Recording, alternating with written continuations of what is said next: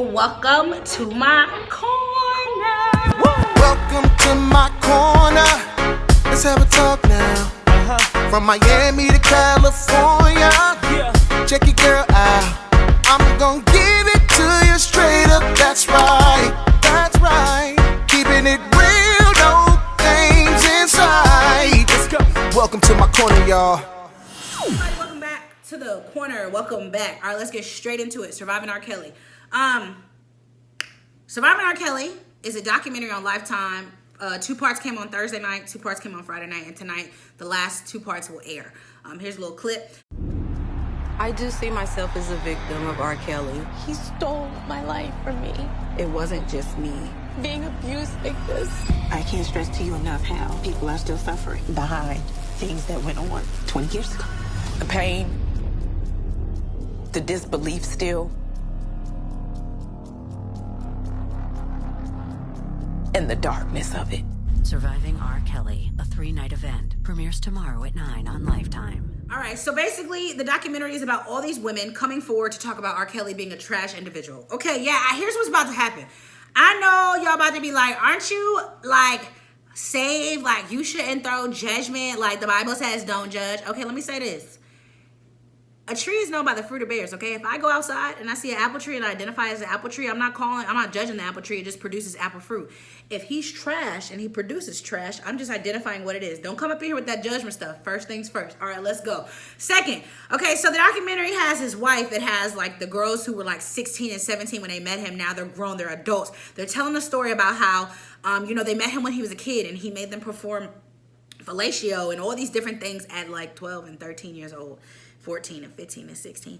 Now, so I didn't want to watch the documentary when everybody else was watching the documentary because I like to form my own opinions, okay? I don't like to be swayed by social media. I like to say what I want to say, and I'm going to say what I say, and I'm going to sit down. All right, so on Thursday night, y'all watched the first part.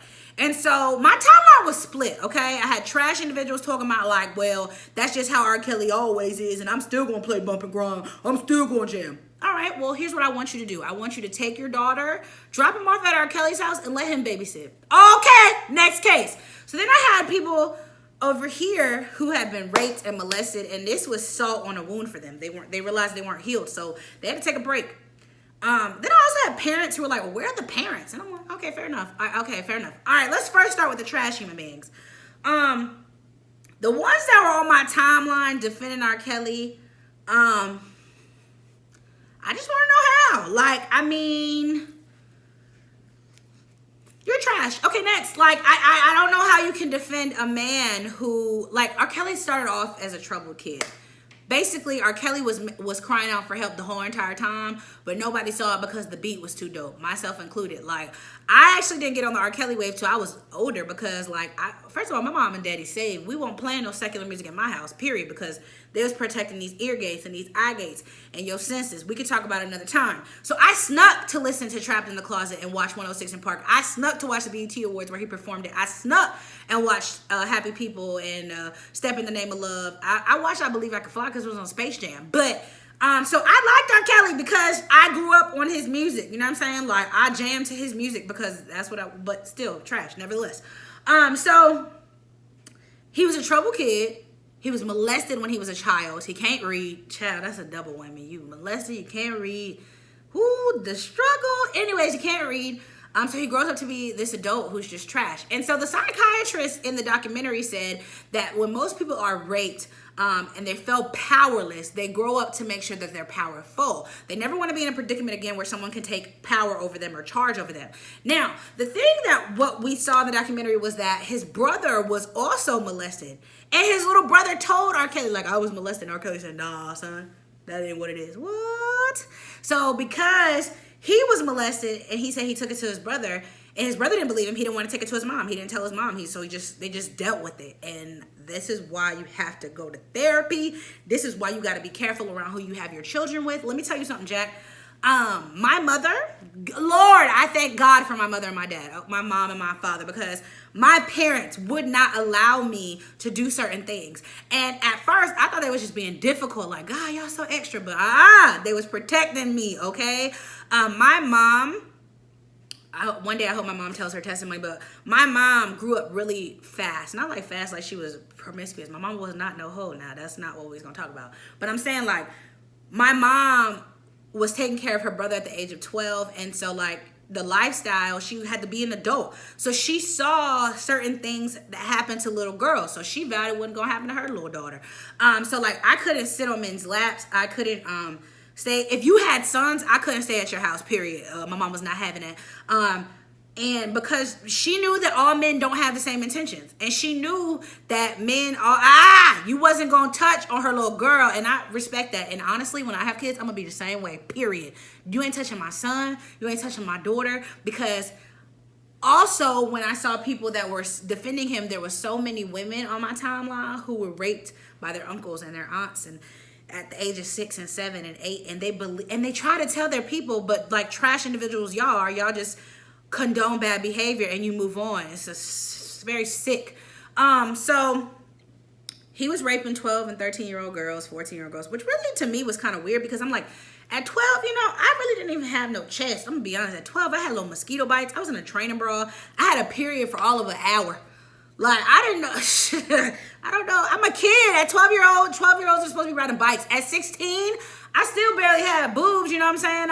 I had a period for a day now, but I'm still a child. And so, he's sick. Like, what do you want with a kid? Oh, here's the other thing. R. Kelly had access to all the women in the world. Why did you choose kids? Why? You could have had any girl in the world that you wanted, but you chose these 13-year-old girls who couldn't defend themselves, these 14-year-old girls who just, it breaks my heart, man, because at 13 and 14, you're supposed to be outside playing. You're supposed to be a kid. Like, you took their innocence from them. You sick. Oh, I'm sorry. I forgot who I was. Hold on. You stripped something from them, okay, that they can never get back, which is why I don't understand how people are defending him. Because I'm just like, man, if you have a kid, if you have a daughter, I just want you to drop your daughter off and let R. Kelly raise them. Shoot, since you so defensive. It's sad, y'all. Just, I can't, like, I get mad because what really made me the most mad was his camp. R. Kelly was trash, but so was the circle around him. Trash, okay? The manager, trash. Put him in jail with R. Kelly, please. He was like, when he married Aaliyah at 15 years old, I felt like, Aaliyah was crying out for help and I didn't help her. Why didn't you help her, sir? Why? Because you wanted a check? Because you were so money hungry and now look, she in the ground. I don't know if I can blame Aaliyah's parents too, because I heard that they were on some shady stuff. I don't know. I can't speak on Aaliyah's parents. That's between them and the Lord. His brother, oh, y'all. I'm starting to think the whole Kelly family is sick because his brother Bruce was behind bars and his brother was like, my brother like young girls. Oh, she the problem, Lord. Oh, God. Then, when his brother got off, he said, I was happy that my brother got off. You know what I'm saying? The streets.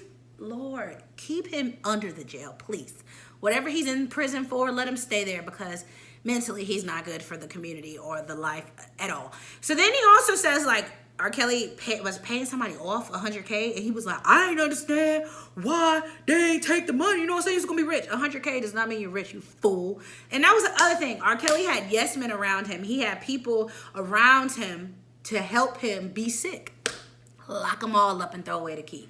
His assistants, his publicists, everybody knew he had a problem. And instead of ratting on him and putting him in an institution, they condoned his, they let him do what he wanted to do because he was a check, okay? R. Kelly was a check. And honestly, we the same way. Like, we have made light of this. Like, the Pee on, like, Dave Chappelle made a whole Pee on You song, and like, the Boondocks, like, oh, it's a joke in the culture. Like, that's just who R. Kelly is, but I'm still gonna play his music because it makes us feel good. Like, we trash too, just like them. Everybody need to be locked up, especially the adults who were adults when he was doing this. Like, y'all real trash. He made hits, he made songs, but at what cost? We liked Happy People, we liked Trapped in a Closet, but do you know what cost it took to make these girls' lives were in shambles? I don't think y'all understand the depths of what's happening. Now, here's the crazy thing. So when R. Kelly was going through his trial, he made the Chocolate Factory. Do y'all know Chocolate Factory was one of his best albums? I know for myself. That's when I came to the scene. Ignition. And then if you flip the little CD over, it was a gospel album. So the church folks was real hyped because you could play the gospel album side and a secular, like, get you both best of both worlds. You know? He made it during his trial that he got off scot-free from. And so now this documentary is coming out, and I think he releases his album in 4 days. And guess what, y'all? The album's gonna sell. Wanna know why? Because people are gonna listen to it to figure out what he's talking about. Because he also made a song maybe like 4 months ago admitting that he did all this stuff and nobody said anything. His album's gonna do well, not just because of who he is, but because everybody likes R. Kelly. All colors like R. Kelly. Yeah, all colors, okay? And we just excuse poor behavior because we are. Like Ebro, he put this tweet up.